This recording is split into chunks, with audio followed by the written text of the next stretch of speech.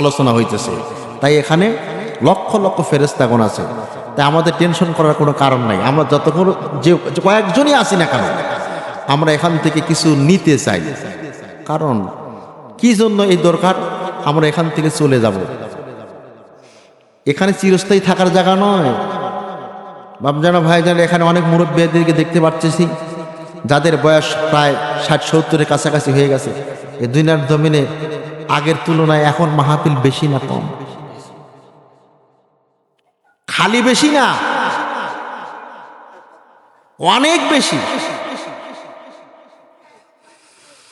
মাহফিল বেশি, মাদ্রাসা বেশি, ইসলামের দাওয়াতি কাজ বেশি, জামাত ইসলাম করতেছে, তাবলিগ ভাইরা করতেছে, চরমোনাই করতেছে, আটরশিরা করতেছে, সবাই কার দিকে দেখতেছে? সব খালি বেশি। পাল্লা দিয়া দুনিয়ার জমিনের মধ্যে গুনাহের কাজও বেশি। আমার এলাকার অবস্থা খুব খারাপ, আমি আপনাদের আসি অশোনাবার, বুঝলেন তো? তবে আপনাদের এলাকার মানুষ অনেকটা ভালো আছে। একটা কথা দিয়ে আমি ওয়াজের মধ্যে ঢুকতে চাচ্ছি। আমার আর পাশের মসজিদের এই তো কয়েকদিন হলো রোজা গেল, রোজা ইফতার পার্টি হতো, প্রত্যেক দিন মাগরিবের সময় ইফতার হতো মসজিদে। এখানে প্রায় 25 কেজি করে চাউল জাল হতো। কেউ 25 কেজি দিত, কেউ 28 কেজি দিত, কেউ 30 কেজি দিত। কেউ বলতেছে হুজুর আমি 3500 টাকার বাজার করেছি, কেউ বলছে 4000 করেছি, কেউ বলছে 4500 করেছি। গোয়ারে হিসাব করলে দেখা যায় 3000 করে ধরলে 390,000 টাকা ওরা বাজার খাইছে, একটা এস্টিমেট। 30 দিনে ওরা কমপক্ষে 90,000 টাকার বাজার খাইছে, আর 19 মণ চাউল খাইছে। এখন মাহে রমজান মাস শেষ, আমার মুয়াজ্জিনকে বলতেছি, মুয়াজ্জিন সাহেব মুক্তাদির খবর কি? তো বলছে যে হুজুর লাল্লাকুম তাত্তাকুম, তাকওয়া অর্জন করা হয়ে গেছে, সব কুটুম বাড়ি বেরাবার গেছে। তা আসার খবরটা দিয়ে গেছে, বলছে আগামী বছর মাহে রমজান মাসের পূর্বে আগে আসার কথা। লাল্লাকুম তাত্তাকুন, ওরা তাকওয়া অর্জন করে বেরাবার গেছে, আগামী বছর মাহে রমজান মাসের পূর্বে আবার আসবে ইনশাআল্লাহ। তো এইরকম অবস্থা মনে হয় আপনাদের এলাকায়, তবে আমার এলাকার অবস্থা এইরকম। বাপজানা ভাইজানেরা, যে জমিনটার মধ্যে বসে আছেন, এই জমিনটার মালিককে সবাই কিন্তু বললেন না। না, আমি বলতেছি সবাই কিন্তু বলেন না। আপনারা বলেছেন কিন্তু সবাই বলেন না। মনে মনে মনে মনে মন খারাপ নাকি আপনাদের? ভালো আছেন তো? আমিও ভালো আছি। এখন শ্রোতার মনও ভালো, আলহামদুলিল্লাহ আমিও ভালো আছি। সামনের দিকে চলি, কিছু সময় আপনাদের সামনে কি বলি, দুঃখের কথা বলার শেষ নাই। যেখানেই যাই একই অবস্থা, এত আলোচনা, এত কিছু আয়োজন, মানুষকে কোনো অবস্থাতে শুধরানো যাচ্ছে না। মানুষ স্বীকার করতেছে যে জমিনটার মধ্যে বসে আছে, এই জমিনের মালিক আল্লাহ। আমাকে সৃষ্টি করেছেন, আপনাকে সৃষ্টি করেছেন আল্লাহ, হায়াতের মালিক। আমাকে আপনাদেরকে রিজিক দেন, মৃত্যু দিবেন, সব কিছুই ঠিক আছে, সব ঠিক। আমি যখন মসজিদে আলোচনা করি, আমি আপনাদের তো জুমার খতিব মানুষ, জুমা পড়াই, বক্তব্য দেই, মুক্তাদিরা বলে ঠিক। আমি নামাজের পর 2 দিন পরে শুক্রবার চলে যাওয়ার পরে তখন ওই মুক্তাদির সাথে দেখা হয়, বাবা কি খবর, খুঁজেন না? করলেন ঠিক, কাজের মতো দেখি না। বলছে হুজুর কোলেন, এখন না কয়া তো পারি না, তাই করছি ঠিক। তার মানে তালে ঠিক,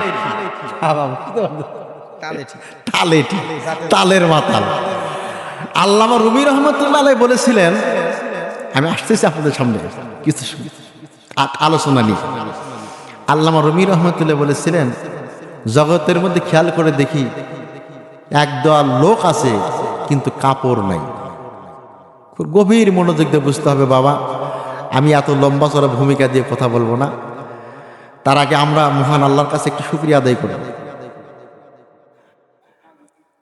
আল্লামা রুমি রহমতুল্লাহ বলেছিলেন, জগতের মধ্যে খেয়াল করে দেখি একদল মানুষ আছে কিন্তু কাপড় নাই। আবার উনি বলেছিলেন যে আমি খেয়াল করে দেখি একদল কাপড় আছে কিন্তু ভিতরে মানুষ নেই। ভিতরে মানুষ নাই, কাপড় আছে, কাপড়ের ভিতরে মানুষ নেই।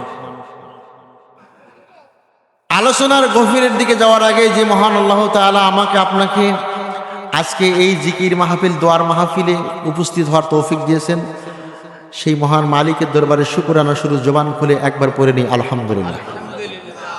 লক্ষ কোটি দরুদ সালাম সাইয়্যিদুল মুরসালিন রাহমাতুল লিল আলামিনের প্রতি অসংখ্য দরুদ সালাম সোহাবী সাল্লাল্লাহু আলাইহি ওয়াসাল্লাম।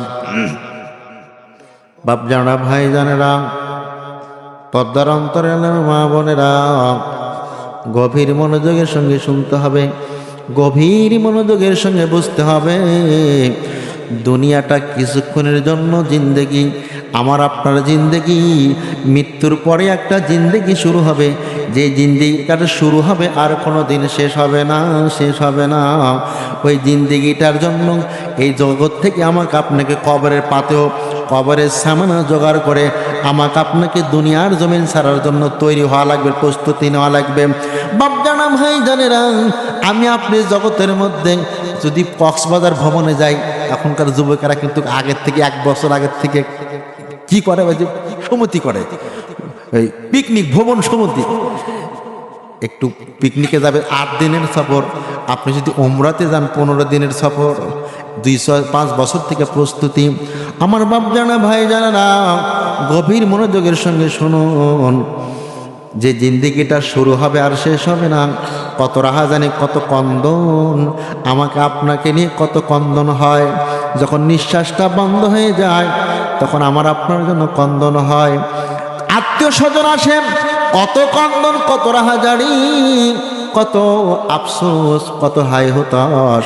কিন্তু বাপ জানা ভাই জানা, আমি আলোচনার মধ্যে বলেছিলাম, কন্দন করার কি দরকার? তুমি তো মহাব্বতই কাঁদতেছো। তুমি ওই মৃত্যু ব্যক্তিকে তুমি ভালোবাসো, মহাব্বত করো, 1 ঘন্টা কবরে থেকে আসো।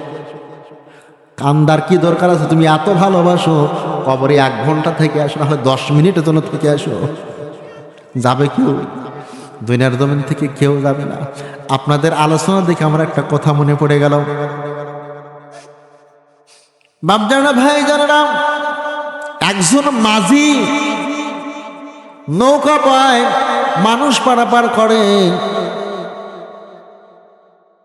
মাঝি যখন মানুষ পারাপার করে সন্ধ্যাবেলা বাড়ি আসে, রাত্রিবেলায় স্ত্রী খাবার দেয় আর ফিস ফিস করে চোখের পানি ফেলায় আর কান্দে।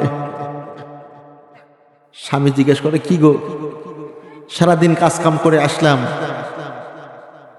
সারাদিন কাজকাম করে আসলাম, খাবার দিয়ে ফিস ফিস করে কান্দো আর চোখের পানি ফেলা, এটা তো ভালো লাগে না, ঘটনা কি? তো বলতেছে, সামনে ঈদ এসে গেল, ঈদ হয়ে গেল, কত মানুষকে আপনি মাঝি নৌকাতে পারাবার করে কত ভ্রমণ করান, আর আমি আপনার স্ত্রী কোনোদিন একটু আমাকে একটু ভ্রমণে নিয়ে গেলেন না। মাঝি কয়, এই কথা, এটা কোনো কোরআন হাদিস নয় করে বাপ জানা ভাই জানা, এটা বোঝার জন্য বলতেছি। মাঝি কয়, এই কথা, এই জন্য তোমার কন্দন করা লাগবে? ঠিক আছে, তুমি গাট্টি গুট্টি বান্ধো, কাল সকালবেলা তোমাকে ভ্রমণে নিয়ে যাবো। এই কথা যখন বললেন, বিবি তো খুশি হয়ে গেছে। বিবি যখন খুশি হয়ে গেছে, যা রাত্রি শেষ, আমি সংক্ষিপ্ত করে বলতেছি, আমি অল্প সময় বেশি কথা শোনানোর চেষ্টা করতেছি, ইনশাআল্লাহ আল্লাহ যদি তৌফিক দেয় আমাকে। মাঝি যখন সকালবেলা স্ত্রীকে নিয়ে নৌকা ভ্রমণ করার জন্য চলে গেছে,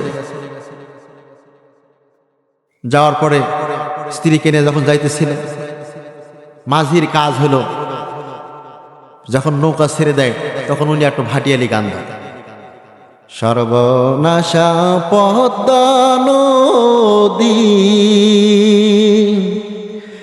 তোর কাছে সুধাই, বলা মারে তোর কি রে আর কুল কিনারা নাই, কুল কিনারা নাই, ও নদীর কুল কিনারা নাই, সর্বনাশা পদ্মা নদী। এটা মাঝি গান গাচ্ছে মনের সুখে, বিবিকে নিয়ে ঈদ ভ্রমণ করাচ্ছে।